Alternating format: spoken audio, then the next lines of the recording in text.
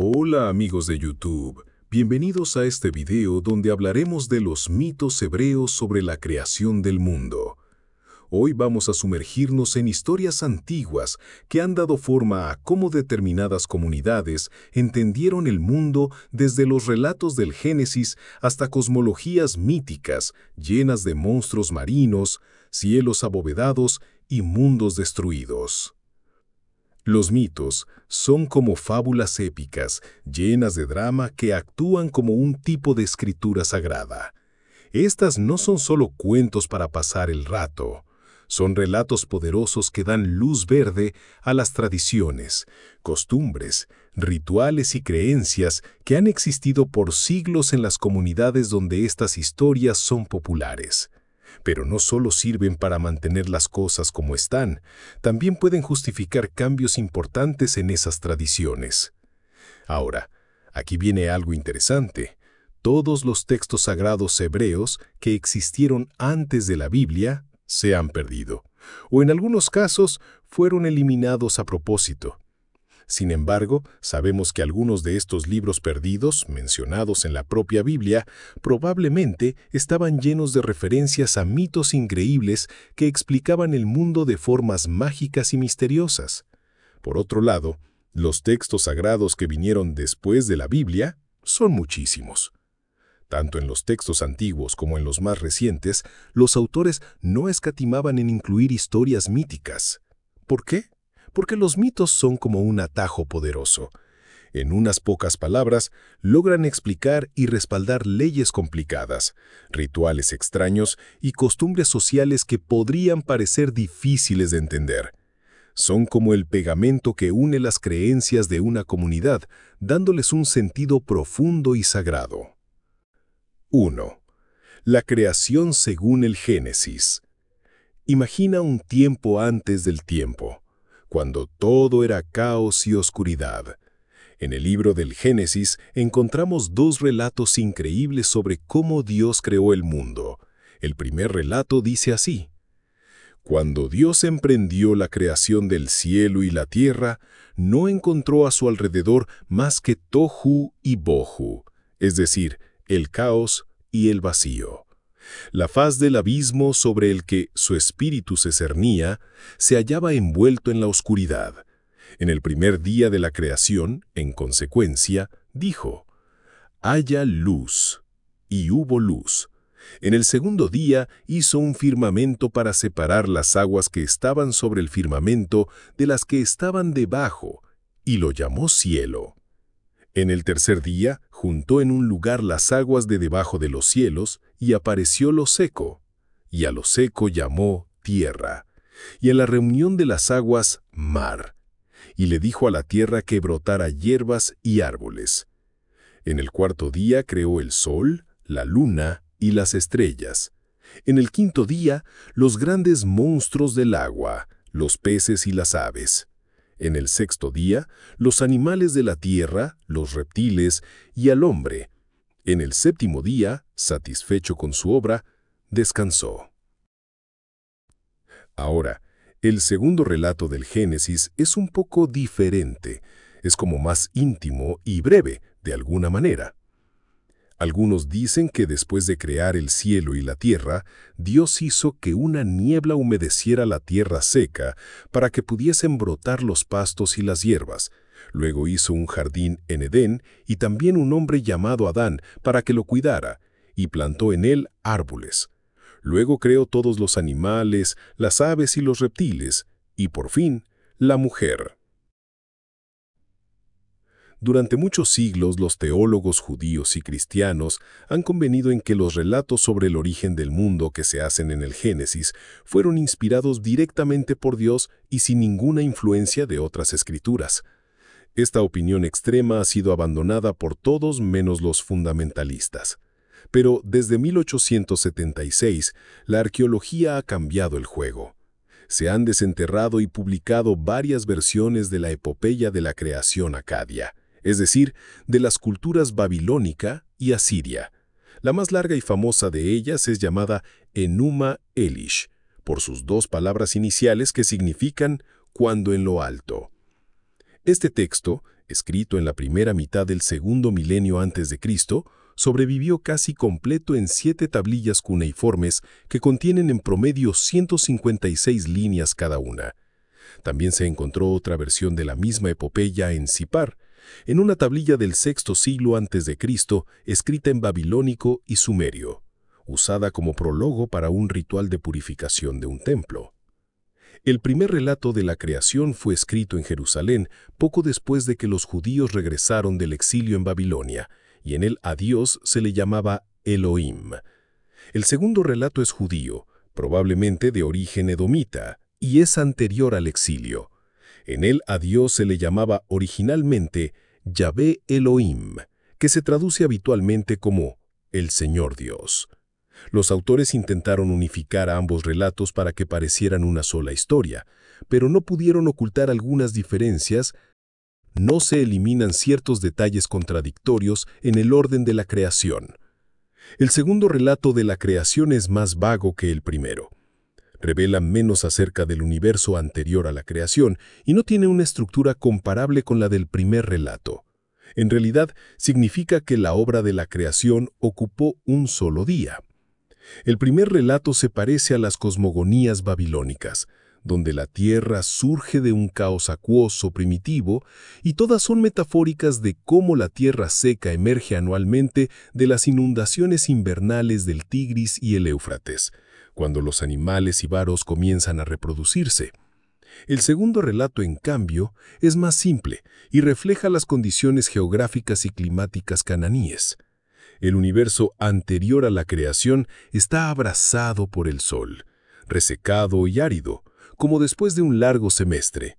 Cuando por fin se acerca el otoño, la primera señal de lluvia es la niebla matutina que se levanta densa y blanca de los valles. La creación, tal y como se la describe en el segundo relato, tuvo lugar en un día de otoño así. 2. La creación según otros textos bíblicos. Pero el Génesis no es el único lugar donde la Biblia habla de la creación del mundo. Hay un tercer relato, reconstruido a partir de varios textos bíblicos, principalmente de los Salmos. Por ejemplo, la primera versión de este tercer relato dice lo siguiente: Dios creó el firmamento, completo con el sol, la luna y las estrellas, con una sola palabra de orden. Luego, vestido con una gloriosa vestimenta de luz, extendió el firmamento como una tienda de campaña redonda, cortada exactamente para cubrir el abismo. Después de encerrar las aguas de arriba en un pliegue de su vestidura, instaló su pabellón secreto sobre el firmamento, cercándolo con una densa oscuridad como con una arpillera. Lo alfombró con lo mismo, y asentó sus vigas sobre las aguas de arriba. Allí erigió su trono divino. En otra versión se lee así: Mientras realizaba la obra de la creación, Dios cabalgaba a través del abismo montado en nubes, o en querubines, o en las alas de la tormenta, o cogía los vientos que pasaban y hacía de ellos sus mensajeros. Asentó la tierra sobre bases firmes, pesando cuidadosamente las montañas, hundiendo algunas como pilares en las aguas del abismo, arqueando la tierra sobre ellas y cerrando el arco con una clave formada por otras montañas. En una tercera versión, escribe así: Las aguas rugientes del abismo se levantaron y Tehom, su reina, amenazó con inundar la obra de Dios. Pero en su ígneo carro recorrió él las aguas, y lanzó contra ella grandes granadadas de granizo, rayos y truenos. Mató a su monstruoso aliado Leviatán con un golpe en el cráneo, y al monstruo Rahab, atravesándole el corazón con una espada. Atemorizadas por su voz, las aguas de Tehom descendieron. Los ríos retrocedieron por las colinas y descendieron a los valles situados más allá. Tehom, temblando, reconoció su derrota. Dios lanzó un grito de victoria y secó la inundación hasta que quedaron a la vista las bases de la tierra. Luego midió en el hueco de su mano el agua que quedaba, la derramó en el lecho del mar y puso dunas de arena como su límite perpetuo. Al mismo tiempo, dictó un decreto que Tehom nunca podría infringir por violentamente que rugiesen sus olas aladas. pues estaba, por decirlo así, encerrada tras unas puertas a través de las cuales se había echado un cerrojo. En la cuarta versión, Dios se pone a trabajar en los detalles. Luego Dios midió la tierra seca fijando sus límites. Permitió que las aguas dulces de Tehom surgiesen como manantiales en los valles y que la lluvia cayese suavemente sobre las cumbres de las montañas desde sus cámaras en las alturas. Luego hizo que brotaran la hierba y el pasto para el ganado, también el grano y la uva para alimento del hombre, y los grandes cedros del Líbano para que dieran sombra. Ordenó a la luna que marcara las estaciones, y al sol que dividiera el día de la noche y el verano del invierno, y a las estrellas que redujesen la oscuridad de la noche. Llenó la tierra con animales, aves y reptiles, y el mar con peces, bestias marinas y monstruos. Permitió que las fieras vagaran de un lado a otro después de oscurecer, pero al en cuanto salía el sol debían volver a sus cubiles.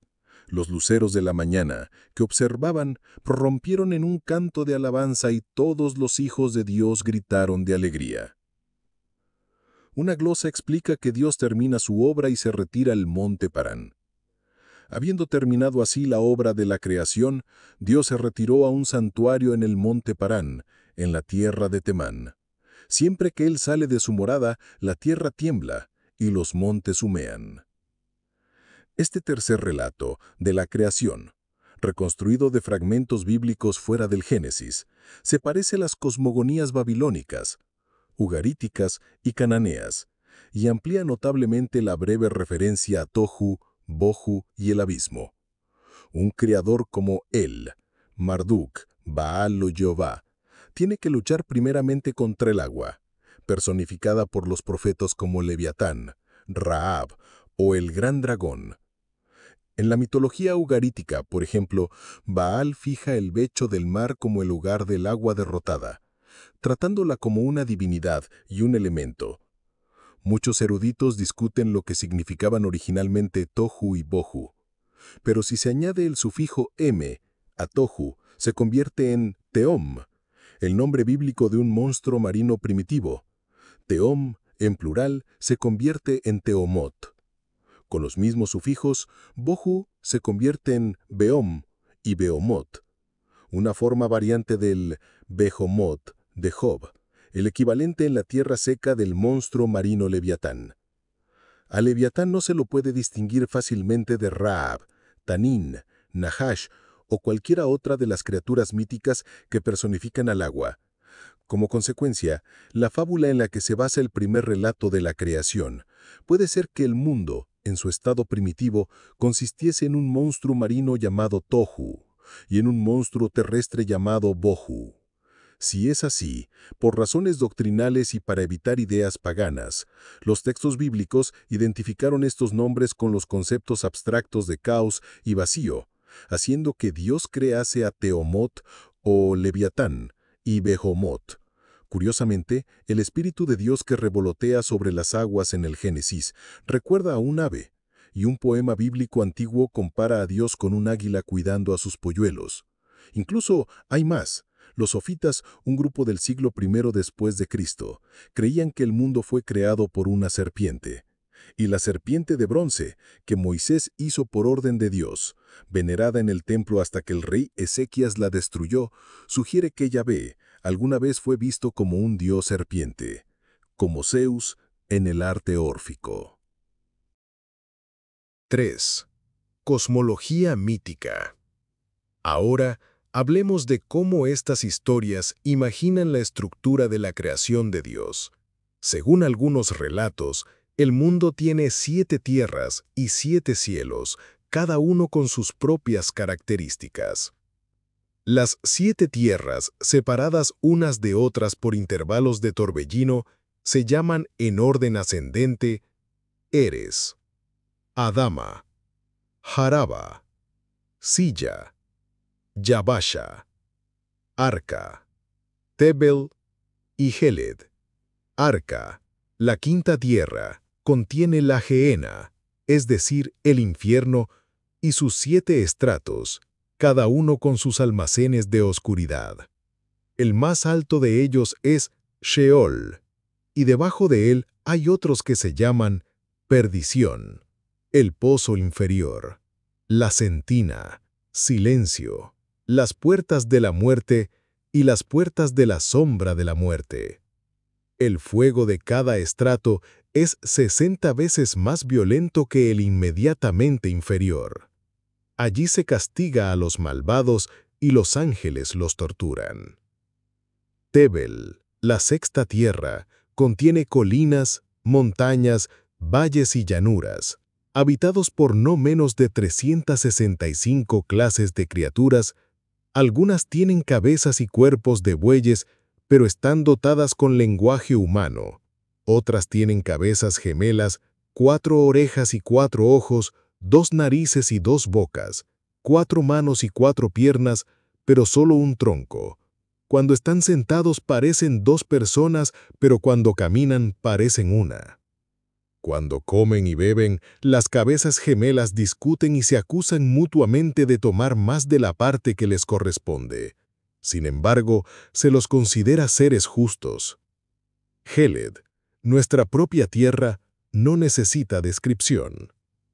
Según Rabí Shimon ben Lakish, los 7 cielos son Wilón, Raquía, Shehakim, Zebul, Maón, Majón y Araboth. Todos están fijos y abovedados sobre la tierra, uno sobre otro, como las capas de una cebolla, con la única excepción de Wilón, el inferior, que resguarda a la tierra más alta del calor. Al amanecer, Wilón se extiende por el firmamento, pero a la puesta del sol se enrolla para permitir que la luna y las estrellas brillen desde Raquía, el segundo cielo. El cielo inferior contiene las nubes, los vientos, el aire, las aguas de arriba y los 200 ángeles designados a vigilar las estrellas y almacenes de nieve, hielo y rocío con sus ángeles guardianes. En el segundo cielo reina una oscuridad completa sobre los pecadores encadenados que esperan el juicio final. En el tercer cielo se halla el jardín de Edén, lleno de árboles frutales maravillosos, incluyendo el árbol de la vida bajo el cual descansa Dios cuando va a hacer una visita. 2 ríos salen del Edén. Uno fluye con leche y miel, el otro con vino de aceite. Se dividen en 4 brazos, descienden y rodean la tierra. 300 ángeles de luz que incesantemente cantan alabanzas a Dios vigilan el jardín, que es el cielo en el que se recibe a las almas justas después de la muerte. Al norte de Edén se extiende la Gehenna, donde arden perpetuamente en rescueldo fuegos siniestros y un río de flamas corre por un terreno de frío cortante e hielo. Allí sufren torturas los malvados. En el cuarto cielo hay carrozas en los que viajan el sol y la luna, y también grandes estrellas, cada una con un séquito de 1000 estrellas menores que acompañan al sol en su circuito, 4 a la derecha y otras 4 a la izquierda. De los 2 vientos que arrastran esos carrozas, uno tiene la forma de un fénix y el otro de una serpiente de bronce, aunque en realidad sus rostros se parecen al de león y sus partes inferiores a las de leviatán. Cada viento tiene 12 alas. Al este y al oeste de este cielo se hallan las puertas por las que pasan las carrozas a las horas señaladas. El quinto cielo aloja a los gigantes ángeles caídos que permanecen agazapados en silencio y en desesperación eterna. En el sexto cielo viven 7 fénix, 7 querubines y multitudes de ángeles radiantes absortos en estudio astrológico, y alrededor de ellos otros ángeles que vigilan las horas, los años, los ríos, los mares, las cosechas, los pastos y la humanidad, registrando, para llamar la atención de Dios sobre ellas, todas las cosas inusuales que observan.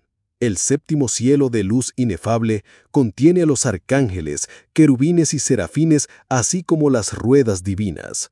Allí, Dios mismo ocupa su divino trono y todos cantan su alabanza. Estos 7 cielos y 7 tierras No pueden desprenderse y caer en el vacío de abajo gracias a los inmensos ganchos que sujetan el borde de cada cielo y lo unen al borde de la tierra correspondiente. Sin embargo, la tierra más alta está enganchada al borde del segundo cielo, no al primero, que no es más que un gran velo plegable. La segunda tierra está sujeta al tercer cielo y así sucesivamente. Además, cada cielo está sujeto igualmente al cielo vecino suyo. Por consiguiente, toda la estructura se parece a una torre de 14 pisos, el piso superior de la cual, Araboth, jenga del arma de Dios. Aunque algunos dicen que Dios sostiene los cielos con su mano derecha y las tierras con la izquierda. Cada día Dios monta un querubín y recorre estos mundos, recibiendo homenaje y adoración, y regresa volando en las alas del viento. 4. Creaciones anteriores. También encontramos varios relatos sobre creaciones de mundos anteriores, antes de llegar a la creación definitiva que sería la nuestra. Un relato dice: en el comienzo, Dios creó numerosos mundos y destruyó uno tras otro porque no le satisfacían. Todos eran habitados por hombres, a 1000 generaciones de los cuales aniquiló sin dejar recuerdo de ellos. Otro relato nos lleva aún más lejos. Dice: después de esos primeros ensayos de creación, Dios se quedó solo con su gran nombre, y por fin reconoció que ningún mundo le satisfacería si no ofrecía al hombre un medio para arrepentirse. En consecuencia, antes de comenzar de nuevo, creó 7 cosas: la ley, el Gehenna, es decir, el infierno, el jardín del Edén, el trono divino, el pabellón celestial, el nombre de Mesías y el arrepentimiento. En un tercer relato, la historia se pone aún más interesante, pues en él se lee: cuando 2 días divinos, o sea, 2000 años terrestres habían pasado, Dios preguntó a la ley que se había convertido en su consejera: ¿y si yo crease otro mundo? Señor del universo, preguntó ella a su vez, si un rey no tiene ejército ni campamento en los que manda, y si no hay nadie que lo alabe, ¿qué honor tiene? Dios escuchó y aprobó. Pero algunos dicen que la ley suplicó a Dios que no crease a la humanidad con estas palabras: no me dejes a merced de pecadores que beben el mal como si fuese agua. Dios respondió: he creado el arrepentimiento como un remedio para eso, el trono divino como mi tribunal, el pabellón para presenciar los sacrificios de expiación, el jardín del Edén para recompensar a los justos, la Gehenna para castigar a los impenitentes, a ti misma para que ocupes la mente de los hombres y al Mesías para que congregue a los desterrados. Conclusión. Y así, amigos, llegamos al final de este video sobre mitos e historias de la creación.